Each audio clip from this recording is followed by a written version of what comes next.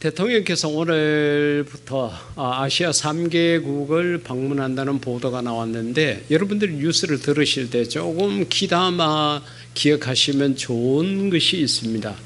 그래서 대통령께서 방문한다는 것하고 그 다음에 국빈 방문한다, 반드시 그걸 갈라서 이렇게 보도를 합니다. 그 왜 그런가 하면, 방문한다는 것은 내가 가고 싶어서 가는 겁니다. 그렇기 때문에 그 모든 경비, 그쪽에서 먹고 자고 지내고 하는 경비를 내가 가져가야 돼요. 국빈 방문이라는 것은 아니에요. 그쪽에서 오라고 해서 초청을 받아서 갑니다. 그렇기 때문에 모든 경비를 그 나라에서 다 되는 것이 국빈 방문입니다. 그렇기 때문에 우리가 국빈 방문을 하게 되면은 나라의 위상이 그만치 커졌다고 이렇게 생각할 수가 있습니다. 우리나라가 군사 정치 시절에는 그 나라에다가 돈을 퍼다 주고 형식은 국빈 방문으로 해달라, 그렇게 요청해서 갔던 대통령들도 있었거든요. 그렇게 해서라도 자기 위상을 드러내고 국가의 어떤 권위를 나타내고자 하던 그런 시절도 없잖아 있었습니다. 오늘 여러분들이 성찬에 참여하는 것은 바로 국빈 방문과도 같습니다. 내가 여기에 참석하겠습니다, 이게 아니라 예수님께서 저와 여러분을 불러주셨다는 것을 성경을 통해서 알 수가 있습니다. 그래서 오늘 본문 23절 가운데 보면은, 내가 너희에게 전한 것은, 이 고린도 전서는 바울이 있었습니다. 그래서 내가 너희에게 전한 것은 하는 것은, 여기서 내는 바울 자신입니다. 내가 고린도 교인들이 너희들에게 전한 것은 주께 받은 것이네. 그래, 예수님으로부터 받은 것이다. 그걸 이제 바울이 전달하는데, 곧 주 예수께서 잡히시던 밤에, 그래, 예수님께서 십자가를 지시기 전에 제자들과 최후의 만찬을 했던 것을 이와 같이 표현을 했습니다. 그러니까 주께 받았다는 그 자체가, 또 예수님께서 십자가를 지시기 몇 시간을 앞두고 그렇게 하신 그 모든 저녁 식사 자리, 최후의 만찬, 그 자리는 예수님께서 만드셨고 예수님께서 제자들을 초대하셨다는 것을 우리가 알 수가 있습니다. 그렇기 때문에 오늘 우리가 가지는 이 성찬의 의미는 바로 이 예수님께서 행하신 최후의 만찬을 기념하기 위해서 그렇게 하는 것입니다. 그러기에 오늘 우리가 이 성찬에 참여한다는 이 자체는, 이 주체가 바로 예수님이십니다. 그 예수님께서 우리를 초대해 주셨다고 생각하면 됩니다. 그러면 예수님이 어떤 존재냐? 이거는 뭐 말로도 할 수가 없죠. 온 세상을 만드신 하나님이시고, 무엇보다도 내가 살고 죽는 것을 다 책임지고 계시는 분이시고, 눈에 보이지는 않지만 나의 걸음걸음을 인도하시고 나를 잘되게 하시고 온 세상 만왕의 왕이신 분이 바로 예수님이십니다. 그 예수님께서 저와 여러분을 초대했다는 거죠. 우리나라 국민의 1% 정도만 청와대의 대통령으로부터 초대받는다고 그럽니다. 여러분들 청와대의 대통령으로부터 만약에 초대받았다 그러면은 여러분의 마음이 어떻겠습니까? 하나님께서 부족한 저로 하여금 노태우, 김영삼, 김대중 대통령 때에 청와대로 초대받게 했습니다. 대통령과 같이 식사도 하고 그 자리에서 여러 가지 모양으로 기념품도 받고, 많은 선물들을 그렇게 받아보기도 했습니다. 그 자리에 갔다는 그 자체만 하더라도, 대통령이 이렇게 많고 많은 국민들 가운데 나를 기억하고 나를 초대해 줬다는 이 자체만 하더라도 그것은 개인적으로 영광이 될 수가 있습니다. 그런데 위대하시고 거룩하시고 흠이 없고 무한한 능력과 힘을 가지신 영원한 권세자이신 왕 중에 왕이신 예수님께서 나를 초대했다고 생각을 하게 되면 이 성찬의 자리가 얼마나 기쁘고 즐겁고 감사한지를 알아야 합니다. 그러게 사랑하는 성도 여러분들은 오늘 이 성찬에 대해 가지고 예수님께서 나를 초대했다는 이 마음을 잊지 말기를 주의 이름으로 부탁을 드립니다. 오늘 또 본문 24절에서 26절까지 보면은 우리가 초대받아 가지고 그저 밥 한 그릇 해라 이게 아니라 이 의미가 예수님의 전부라는 것을 말해주고 있습니다. 예수님께서 최후의 만찬, 그리 떡과 포도주를 나누는 모습을 축사하시고 떼어 이르시되, 이 떼어라는 것은 떡을 뗐다는 거죠. 큰 떡, 조금 이따 우리가 이제 성찬식을 그렇게 하게 되는데 보통 우리 한국 교회에서 하는 것하고는 조금 다릅니다. 우리 한국 교회에서는 떡을 카스테라를 주로 사용을 하죠. 다 잘게 썰어 가지고 그냥 혼자 이렇게 자기가 이렇게 집어 먹을 수 있도록 그렇게 만들었습니다. 그런데 지난 여름에 독일에 갔을 때 독일 현지 교회에서 예배를 드렸는데 성찬식을 해요. 거기는 우리처럼 앞으로 이렇게 목회자들 앞으로 이렇게 쭉 나가게 되니까 이 떡을 종이처럼 뻥튀기 과자처럼 조그맣게 동전보다 조금 더 크게 만들어 가지고 이것을 손에 주는 것이 아니라 입에다가 넣어줘요. 왜? 이 거룩한 떡을 잘못 전달을 해가지고 손에서 손으로 가는 과정에서 떨어져서 바닥에 흙이 묻고 더럽혀질까봐 아예 목회자가 입에다가 다 넣어줘요. 그만치 이 성찬을 소중하게 여깁니다. 그런데 성경에 나타나 있는 이 성찬의 의미는 떡 덩어리, 떡을 하나 크게 빵을 만들어 가지고 이것을 예수님께서 덜어서 축사하시고 축복 기도를 하시고 난 다음에 예수님께서 먼저 당신이 드실 만큼 떼시고 떡을 반 갈라서 양쪽으로 이렇게 제자들에게 주었습니다. 그러면 제자들이 가면서 자기가 먹을 만큼 떼가지고 쭉 이렇게 나누어 먹도록 그렇게 했습니다. 그래서 우리 교회는 보다 예수님께서 직접 하셨던 그 성찬의 의미를 담기 위해서 우리도 떡을 여러분들이 직접 떼어서 먹도록 그렇게 했습니다. 바로 그것을 이야기를 합니다. 축사하시고 떼어 이르시되 이것은 너희를 위하는 내 몸이니 이것을 행하여 나를 기념하라. 그러니까 그 떡은 예수님의 몸을 의미한다는 것입니다. 식후에 또한 그와 같이 그 빵을 다 먹고 난 다음에는 그와 같이 잔을 가지시고 이제 포도주를 먹는 잔을 말합니다. 이르시되 이 잔은 내 피로 세운 새 언약이니 이것을 행하여 마실 때마다 이것을 행해라. 내가 너희들에게 이렇게 떡과 잔을 나누는 것처럼 너희도 이렇게 해서 나를 기념하라. 한국의 교단마다 이 성찬의 의미를 다 달리합니다. 우리 장로교는 통상적으로 우리 한국 교회에서는 그냥 이것을 기념하는 것으로 합니다. 그런데 교단에 따라서는 화채설, 이게 정말로 우리 몸에 들어가게 되면은 예수님의 몸으로 변하고 예수님의 피로 변한다는 그런 화채설을 주장하는 그런 곳도 있고요. 이 성찬의 의미에 대해서 가장 어떻게 보면은 까다롭고 거룩하고 성경적인 의미를 강하게 그렇게 의미하는 단체는 루터교입니다. 그래서 루터교는 모일 때마다 성찬식을 하게 되고 또 그 의미를 다시금 새기기도 합니다. 그러나 이 성경 가운데 보면 분명히 예수님께서 하신 말씀은 기념하라. 기념하라는 거예요. 그래서 우리는 이 말씀을 그대로 따라서 기념의 의미를 가집니다. 너희가 이 떡을 먹으며 이 잔을 마실 때마다 주의 죽으심을, 예수님께서 저와 여러분을 위해서 십자가에 달려 돌아가시면서 몸이 지키시고 그 피를 흘리신 그것을 예수님께서 기념하라고, 이것을 그가 오실 때까지 전하는 것이 된다. 그래서 이 성찬의 의미가 굉장히 큽니다. 그저 식사 한 끼라는 그 개념이 아니라 몸과 피를 줬다는 거예요. 살과 피를 줬다는 거예요. 생명, 예수님의 전부를 다 줬다는 거예요.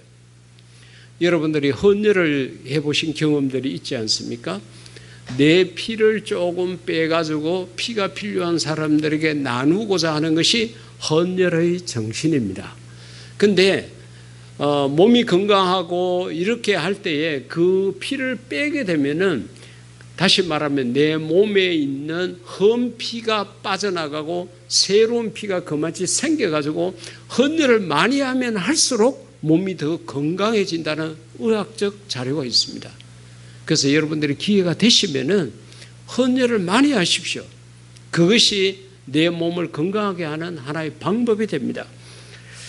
요한복음 10장 11절에서 12절에 예수님께서 하신 말씀 가운데 하나가 뭔가 하면은 나는 선한 목자라. 여러분 요한복음의 특징이 뭔가 하면은 예수님께서 나는 생명의 떡이다. 나는 선한 목자다. 예수님께서 나는 뭐뭐다라는 이런 말씀들을 참 많이 하셨습니다. 그 가운데 하나가 나는 선한 목자다. 그래서 양들을 위해서 목숨을 버린다. 여기서 양이라는 것은 예수님을 믿는 저와 여러분을 말합니다. 모든 예수님을 믿는 사람들을 말합니다. 이것을 위해서 목숨을 버린다. 여러분 세상에 수많은 종교가 있고 그 종교의 교주가 있지만은 이렇게 말한 사람은 없습니다. 오히려 교인들을 힘들게 하고 교인들로부터 돈을 갈취하고 교인들로부터 노동력을 갈취하고 이렇게 했지 정말로 예수님처럼 오히려 양을 위해서 목숨을 주는 자가 없습니다. 그런데 예수님께서는 우리를 위해서 목숨을 주셨다는 거예요. 그러기 세상에 하나님만큼 주님만큼 우리를 사랑하는 자가 없습니다. 생각해 보십시오. 누가 여러분을 위해서 죽을 수 있을까요? 바꾸어서 여러분은 누구를 위해서 죽을 수 있습니까? 부모를 위해서 죽을 수 있나요? 형제를 위해서, 배우자를 위해서, 자식을 위해서 정말 어렵습니다. 죽을 수 없습니다. 내 돈을 좀 빌려주는 것도 힘들고 내가 시간을 내주는 것도 힘들고 내가 무엇인가 그에게 나누는 것 쉬운 일이 아니지 않습니까? 그런데 예수님께서는 저와 여러분에게 목숨을 주셨다는 거예요. 그렇기 때문에 이 성찬의 의미는 정말로 무게가 있고 깊은 의미가 있습니다. 세 번째로는 오늘 본문 27절에서 29절까지 보면은 이 자리가, 이 성찬의 자리가 거룩한 자리임을 알 수가 있습니다. 그러므로 누구든지 주의 떡이나 잔을 합당하지 않게 먹고 마시는 자는 주의 몸과 피에 대하여 죄를 짓는 것이다. 이걸 가볍게 생각하고 아무렇게나 이걸 먹고 마시고 이렇게 하는 것은 우리를 위해서 목숨을 버리신 예수님에게 죄를 짓는 것이 되고 그 뒤에 보면은 오히려 자기의 죄를 먹고 마시는 게 된다. 그같이 이야기를 했습니다. 그래서 세계 모든 교회가 공통적으로 하고 있는 것이 뭔가 하면은 이 성찬에 참여할 수 있는 자격을 딱 규제를 해놨습니다. 달리 다른 자격을 어떻게 부여할 수 없으니까 세례를 받은 사람. 세례를 받았다는 것은 예수님에 대한 신앙 고백을 했다는 표시이기 때문에 그것을 한 사람에게만 이 성찬을 나누고 있습니다. 왜 그런가 하면 그렇지 않게 되게 되면 이것이 아주 큰 문제가 되기 때문에 그렇습니다. 그 뒤에서 계속 이야기하죠. 28절에 사람이 자기를 살피고 그 후에야 이 떡을 먹고 이 잔을 마셔야 된다. 자기를 살펴봐야 된다. 내가 정말 예수님에게 바른 믿음을 가지고 있는가? 내가 이 성찬의 의미를 제대로 알고 이 성찬에 참여하는가?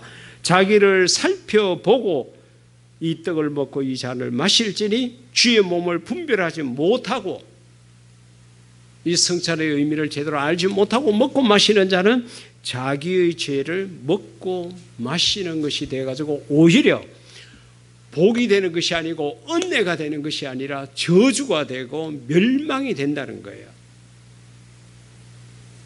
그 예가 역대상 13장 8절의 말씀 가운데 보면은 정말로 우리가 두려운 말씀이 있습니다.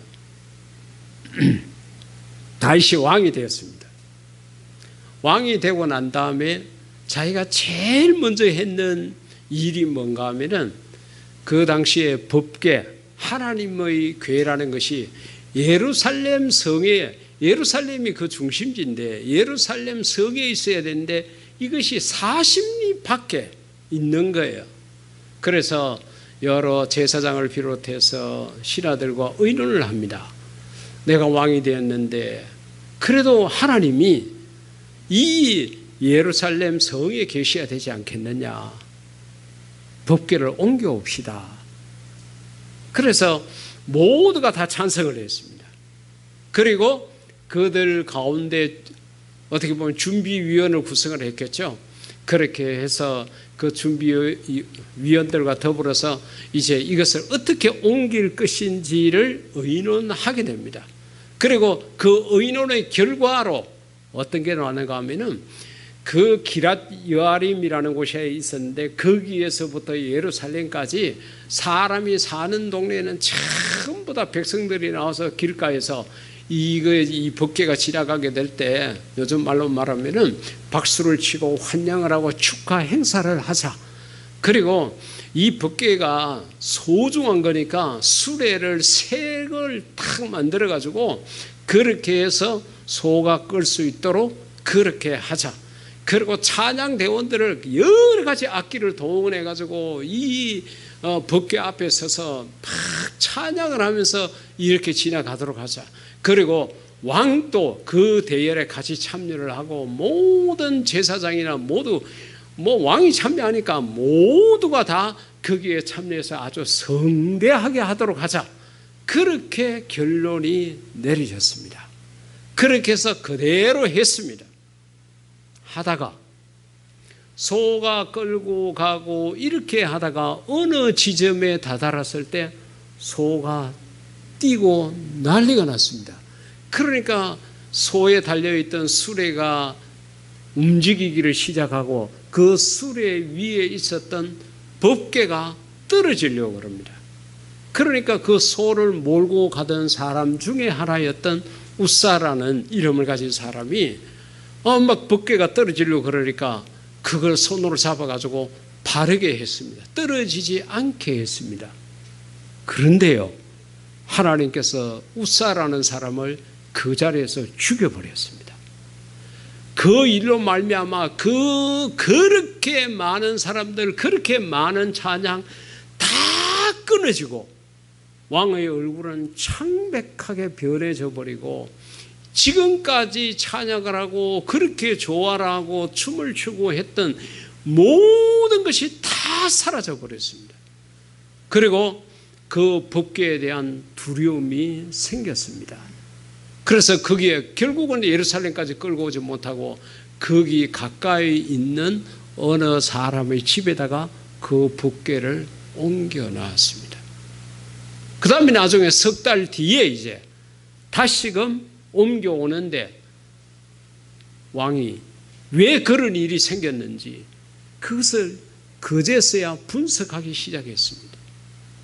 그게 뭔가 하면은 성경대로 그렇게 하지 않았다는 거예요. 그 법궤는 거룩하고 신성하기 때문에 마치 오늘 우리가 성찬을 갖는 것처럼 정말 신선한 그러한 것이기 때문에 아무나 그것을 만져서도 안 되고 아무렇게나 옮겨서도 안 된다는 것을 나중에서야 알았습니다. 성경 가운데 보니까 하나님께서 이 법궤를 옮길 때는 고핫 자손만 그렇게 옮길 수 있고 옮길 때도 수레에 실는 것이 아니라 사람들의 어깨에 매 가지고 옮겨야 된다는 것을 알았습니다. 무엇을 말합니까? 솔로몬이 왕이 되고 그리고 거기에 제사장도 있었고 그 대책회의를 하고 준비위원을 구성했지만은 거기에 성경을 아는 사람이 한 사람도 없었다는 거죠. 권력 있는 사람은 모였고 권세 있는 사람은 모였지만은 성경이 없으니까 하나님의 방법을 전혀 몰랐던 거예요. 오늘 우리가 교회의 여러 가지 일들을 결정할 때도 마찬가지입니다. 인간적인 방법으로 우리가 무엇을 결정하고 일을 하게 되면은 100% 실패합니다. 하나님이 뭐라고 말씀하셨나? 성경에 어떻게 기록되어 있나? 여기에 관심을 가지고 성경대로 하는 그런 우리 교회가 될 수 있기를 주의 이름으로 축복합니다. 아무나 붓기를 만질 수 있는 게 아니라는 거죠.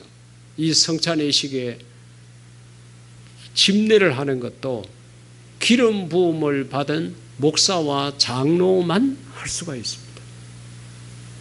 그 외에는 이 성찬을 집례할 수가 없습니다. 그리고 여러분들이 먹고 마시고 남은 이 포도주와 빵은 땅에다가 묻든지 아니면은 그걸 집례한 목사에게 줘서 그렇게 먹도록 하든지 그렇게 해야지, 이걸 하다가 남았다 그러가 니도 먹어라 너도 먹어라 이렇게 하면 안 된다는 거죠. 그거는 저주를 먹고 마시는 것밖에 안 됩니다. 그렇기 때문에 오늘 우리가 참여하는 이 성찬의 시간 얼마나 거룩한 자리인지 모릅니다. 아무나 여기에 참여할 수도 없고 아무 생각 없이 먹고 마셨어도 안 되고 아무나 집례할 수 없는 바로 그런 것입니다. 오늘 우리는 뜨거운 여름을 보내고 하나님께서 선선한 날씨를 주신 이때에 우리의 몸과 마음가짐을 다시금 새롭게 하고 흐트러져 있는 우리의 마음들을 다시금 하나님 앞에 추스려서 우리가 하나님을 더 잘 섬기고자 하는 그런 마음을 가지고 이 성찬의 의식을 행하게 됩니다. 이 성찬의 의식이 어떤 의미가 있는 것이냐, 말씀을 들었지만은 분명하게 우리가 생각해야 될 것은 이 자리는 아무나 올 수 없는 자리라는 거예요. 여기에는 아무나 참여할 수 없다는 거예요. 그렇기 때문에 이 성찬에 참여하시는 우리 성도 여러분들은 이 거룩함을 깨닫고 이 성찬을 통하여서 저와 여러분의 마음속에 하나님이 주시는 은혜, 하나님께서 행하시는 치료, 이런 역사가 있기를 주의 이름으로 축복합니다.